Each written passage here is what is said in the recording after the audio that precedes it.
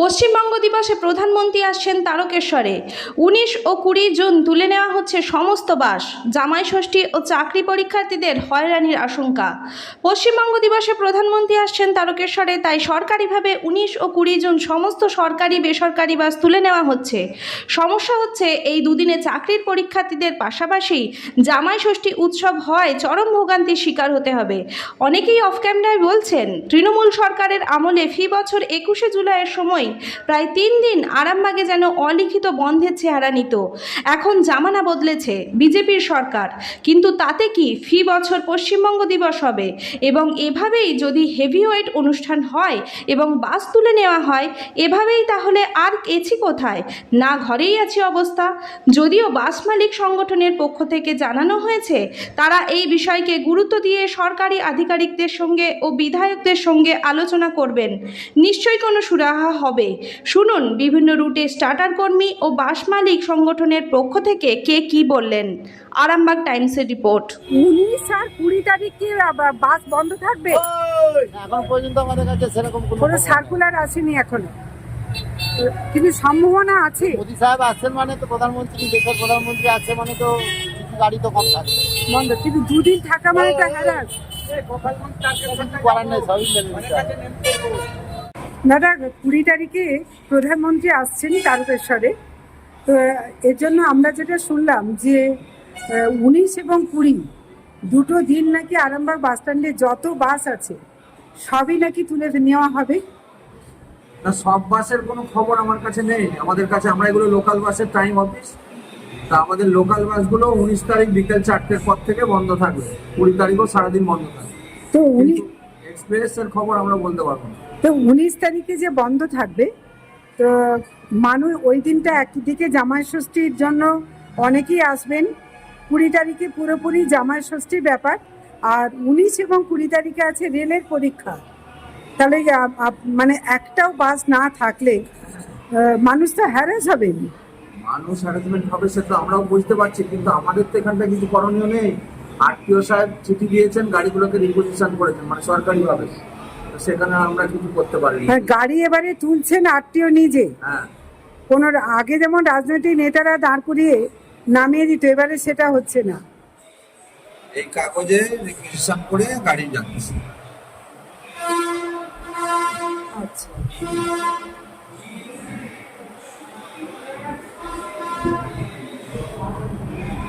মানে এটা কোনো রাজনৈতিক প্রোগ্রাম নয়, মিটিং মানে গাড়ি নিচ্ছেন, যেটা পার্টিগত নয়, সরকারিভাবে গাড়ি নেওয়া হচ্ছে। সরকারিভাবেই গাড়িটা নেওয়া হচ্ছে।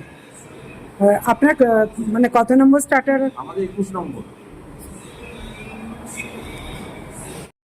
আপনার আমরা তো 21 নম্বরে শুনলাম যে আপনাদেরও কি একই পথ, একই সিস্টেম হচ্ছে?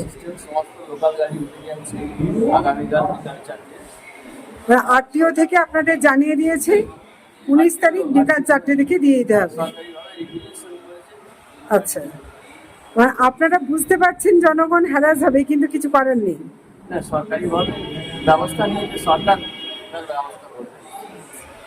আপনার 16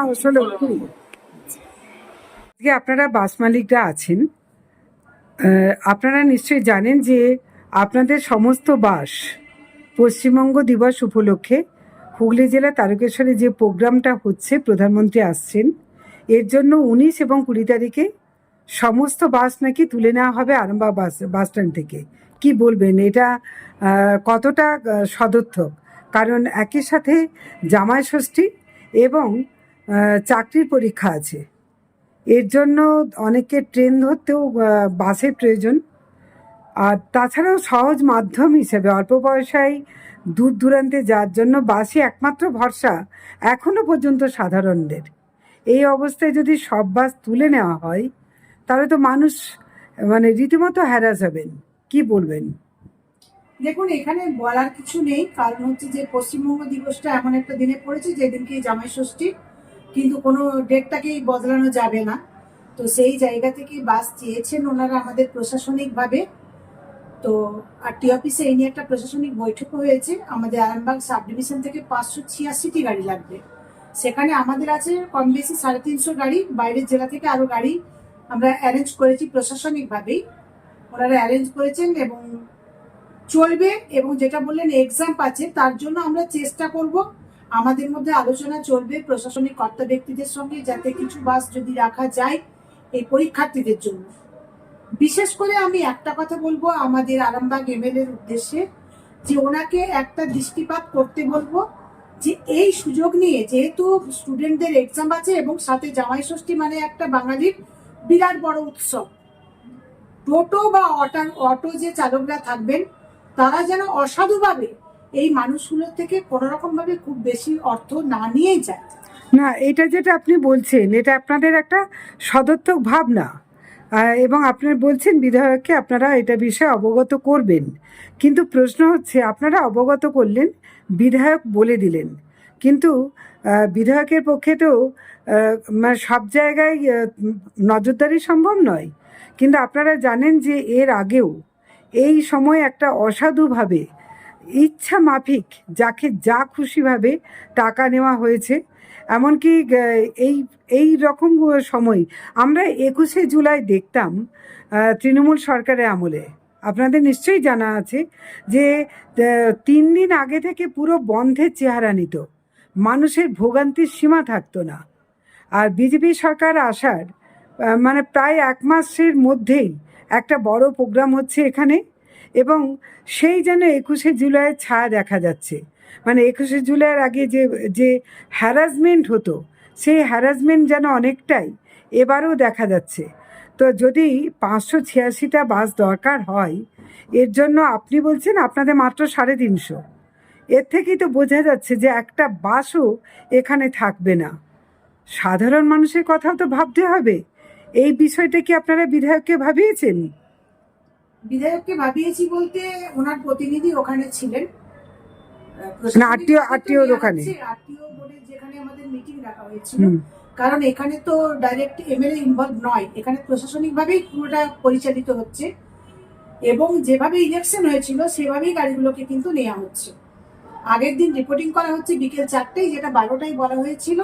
এক্সাম্পল কথা ভেবেই মনে হচ্ছে ওই টাইমটাকে চেঞ্জ করে বিকেল 4টায় রিপোর্টিং করা হয়েছে। তো সেই জায়গা থেকে কিছু কেমন তো অসুবিধা থাকবেই মানুষের। আর যেটা আপনি বললেন যে এমএলএ এর পক্ষে দেখা সম্ভব নয় টোটো বা অটোর বিষয়টা, সর্বোপরি আমাদের হাতিয়ার কিন্তু আপনারা। অতএব কারো থেকে যদি অসাধুভাবে ভাড়া বেশি নেওয়া হয়, আমরা কিন্তু তৎক্ষণাৎ জেনে যাই আপনাদের এই মিডিয়ার মাধ্যমে। মানুষ এখন যথেষ্ট সজাগ, জনগণ সজাগ। কোন রকম ভাবে অসাধুভাবে কিছু করতে গেলে তারা মিডিয়ার কাছে কিন্তু মুখ খোলে। অর্থাৎ সেই কথা তড়িঘড়ি পৌঁছে যাবে আশা করি এমএলএ এর কান অব্দি, এবং উনি তৎক্ষণাৎ ব্যবস্থা নেবেন। দাদার কোন রুট? বদনগঞ্জ আরামবাগ। হ্যাঁ, আপনাদের তো বদনগঞ্জেও একটা সংগঠন আছে। হ্যাঁ, তো বাস তো যদি না থাকে তাহলে গোঘাট থেকে আপনাদের বাসগুলোকেও নেওয়া হবে। কারণ সবটাই তো হচ্ছে, আপনারা যে সংখ্যাটা বলছেন সেই সংখ্যাটা সবটাই তো হচ্ছে গোটা আরামবাগ মহকুমা বেসিসে, তাই তো? গোঘাট 1-এ 60টা গাড়ি, গোঘাট 2-এ 60টা গাড়ি। 60টা গাড়ি। আচ্ছা, তাহলে এই অবস্থায় যদি এরকম হয়, তার মানে সেখান থেকেও তো মানুষ হ্যারাস। আপনারা কি বলছেন সাধারণ মানুষের জন্য, যাদের জামাই ষষ্ঠীর ব্যাপার আছে, সবার তো আর পার্সোনাল গাড়ি নেই, তো বা ভাড়া নিয়ে এই মানে আত্মীয়তা করাও সম্ভব হয় না এই সমস্ত অনুষ্ঠানে। বাস একটা বড় মাধ্যম, যেখানে অল্প পুঁজিতে বৃহৎ লাভ হয়, মানুষ অনেকটা দূর যেতে পারে। তো সেখানে আপনারা কি বলছেন যে খুব প্রয়োজন আছে, কিছু বাস তো রাখা দরকার, আপনি কি বলবেন? বলবো বাস তো 2-4টে রাখা প্রয়োজন ছিল। যা মন্দিরে একটা প্রোগ্রাম আছে, তো বাস দিতেই হবে প্রশাসনের হিসাবে। তা ওই টোটো অটো দিয়ে যতটুকু চলে ওই সেই দিন। মানে আপনারাও বলছেন যে মেনে নিন, টোটো অটোতেই চাপুন। কি করবেন, এখন বাস তো দিতেই হবে, বা নাহলে চলবে কি ওর প্রোগ্রামটা। আর পকেটে যদি কারোর মানে সেরকম রেস্ট তো না থাকে, সে জামাই ষষ্ঠী যাবে না। কারণ দেখুন 1990খানা টোটাল গাড়ি আমাদের কাছে যে লিস্ট আছে, প্রায় কম বেশি 2000ই ধরুন। তো সেখান থেকে বাস থাকাটা খুবই ডিফিকাল্ট ব্যাপার। তবু যেহেতু এক্সাম আছে, আমরা আবার আলোচনা করব, 2-একটা বাস যদি কোনোভাবে পরিষেবা দেওয়া যায়। মানে সব রুটেই আপনাদেরকে যে কটা রুট আছে, অন্তত যদি তারা বেশ কয়েকটা টিপ এক্সট্রা দিয়ে যদি সারা দিনটা চলেন, তাহলেও কিন্তু মানুষের অনেক সুবিধা হয়। সেটা দেখা যাক, যদি রুট পিছু 1-2 করে গাড়ি রাখা যায় সেই বিষয়টা ভাবনা চিন্তা অবশ্যই আমরা মাথায় রাখছি, কারণ আমরা জনসাধারণ মানে আপনারা কি এটা আরটিও কেও ভাবাবেন এবং অবশ্যই বিধায়ককেও আরটিও ভাবাবেন? ভাবাবো এবং আমরা বিধায়কের সঙ্গে এই নিয়ে আলোচনা করব যে প্রতিটা রুটে এক দুটো করে যদি গাড়ি রাখা সম্ভব হয় এবং তারাই সেটেল করবে, আসা যাওয়া তারাই চালিয়ে হ্যাঁ, যাবে। সেটাই বলছি যে এবারে প্রয়োজনে কিছুটা- তারা একটু বেশি টিপ দিলেন। হ্যাঁ, কিভাবে এটা মেকআপ করা যায় এটা আমাদের চিন্তা ভাবনার মধ্যে রয়েছে। সর্বোপরি সবার যৌথ উদ্যোগে আশা করি কোনো একটা সলিউশন বেরোবে। আপনার নাম? আমার নাম মধুমিতা ভট্টাচার্য, আমি আরামবাগ বাস মিনি বাস অপারেটরস ওয়েলফেয়ার অ্যাসোসিয়েশনের সেক্রেটারি। আপনি? আমার নাম শঙ্কর কর্মকার, আরামবাগ বদলঞ্জের মিনি বাস সেক্রেটারি। অনেক ধন্যবাদ। আপনার উজ্জ্বল ভবিষ্যতের একমাত্র দিশারি জ্যোতিষ জগতে অদ্বিতীয় ডক্টর অঞ্জন শাস্ত্রী। দেখুন জ্যোতিষ অঙ্গনে অঞ্জন প্রতি রবিবার ঠিক রাত 12টায় শুধুমাত্র TV9 বাংলায়।